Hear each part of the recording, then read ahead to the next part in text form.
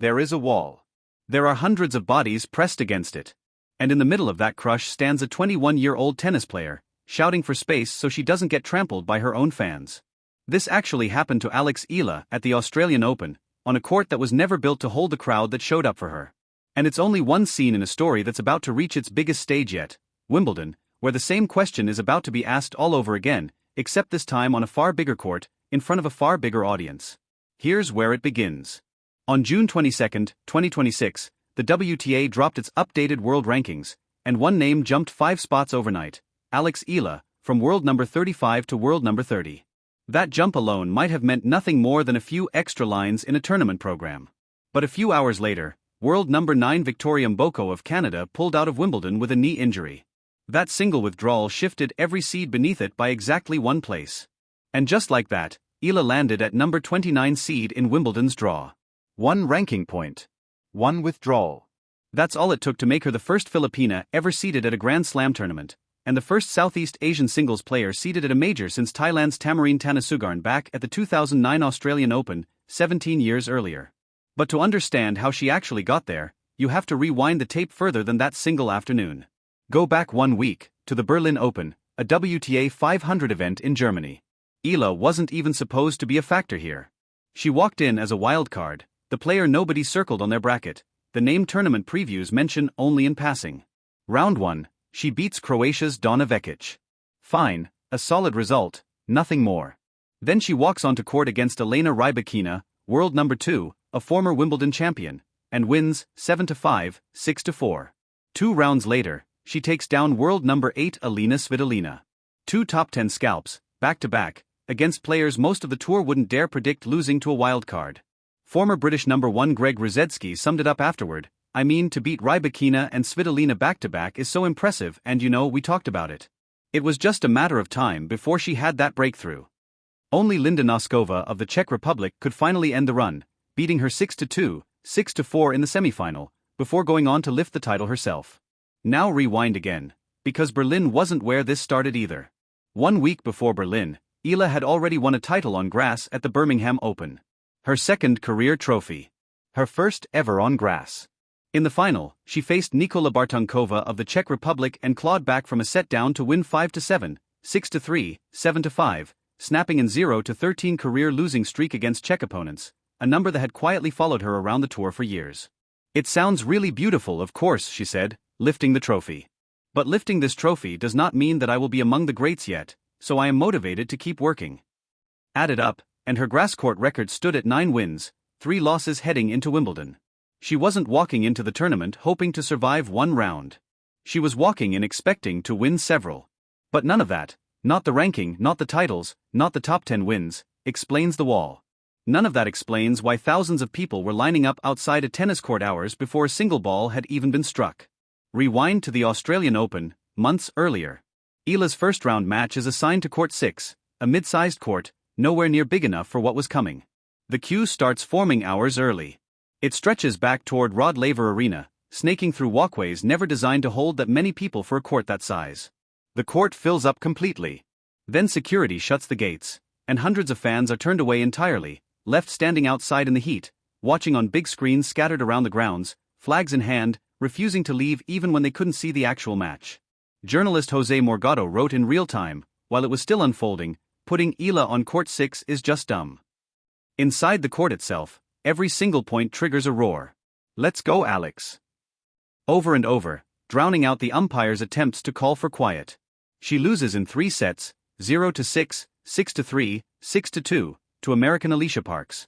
And when it's over, she's walked out surrounded by a dozen security guards, just to get through the crowd safely and reach the locker room without being swallowed by it. This is the part that should stop you. This level of chaos wasn't happening for the world number 1. It was happening for a player who, at the time, wasn't even ranked inside the top 30. Later on the Players Box podcast, Eala described the exact moment it stopped being exciting and started being dangerous. After a practice session, fans pressing her into a wall from every direction. "I just shouted. I was like, wait. Give me some space or I'm going to get run over. And then they all stopped, and I made my way through." So where does that kind of devotion even come from? It isn't random, and it isn't confined to one country either. Here's the number that explains it. An estimated 13 million Filipinos live and work overseas, scattered across nearly every continent on Earth. And wherever the diaspora exists in large numbers, London, Birmingham, Dubai, Rome, Edinburgh, Eala's matches pull them straight out of their homes and into the stands. At Indian Wells, fans camp out 6 hours early holding handwritten signs that read Laban Alex. Fight, Alex in Tagalog. In Dubai, world number 5 Jessica Pegula said she could hear Eala's match echoing into the team hotel from blocks away. Eala herself points to New York, Melbourne, the Philippines and Dubai as the loudest room she's ever played in. And Dubai surprises people, she says, because almost nobody outside the region realizes just how many Filipinos actually live and work there. She's tried to explain why it runs this deep, this consistently, no matter which continent she lands on. The Filipinos, we have such a strong sense of community, and I feel like when one of us does well, one of us is succeeding, we all have that shared sense of pride. And then, almost offhand, as if it were the most obvious thing in the world, even myself, when I see a Filipino out and about wherever in the world, I feel I'll know right away that they're Filipino. For overseas workers separated from family for years at a stretch, watching her play isn't entertainment in the ordinary sense. It's the closest thing to home they get, a few hours where distance stops mattering. Even her own peers on tour can't explain it any other way. Ask WTA players who'd sell the most jerseys if tennis worked like other professional sports, and Coco Gauff, after naming herself first, almost instinctively, corrects herself mid-sentence, Alex Eala. She has a huge fan base, she actually would be number 1 probably.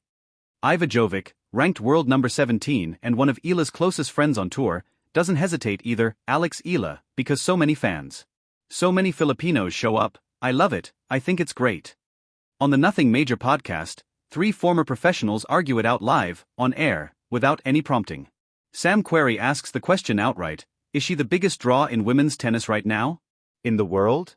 Is she bigger than Sabalenka? Is she bigger than Coco? Steve Johnson doesn't even pause before answering, yes. Dude, it's crazy. And the numbers don't argue back, either. Eala's pre-tournament press conference at the Australian Open pulled roughly 171,000 views on YouTube. Carlos Alcaraz, 29,000. Then world number 1 Aryna Sabalenka, 9,000.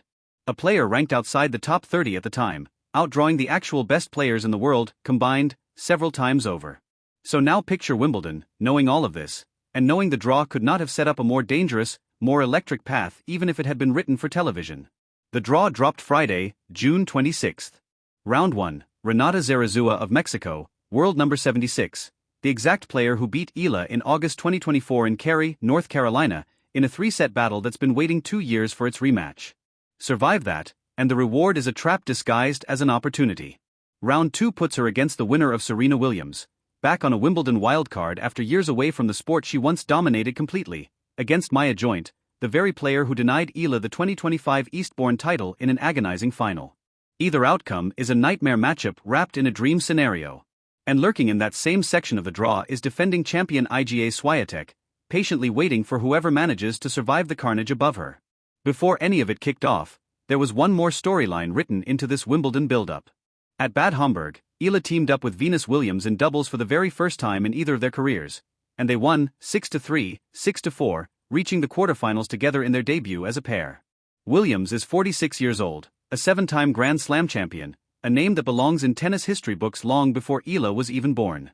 Eala didn't hold back when asked about it, beyond my wildest dreams. As the number 29 seed, she's already guaranteed £89,000 combined across singles and doubles, just for showing up to round 1 in both events. It's also redemption quietly waiting to happen. Last year, at this exact tournament, on these exact grass courts, she lost in the opening round to eventual champion Barbara Krejcikova. Wimbledon 2026 runs June 29 to July 12 at the All England Club.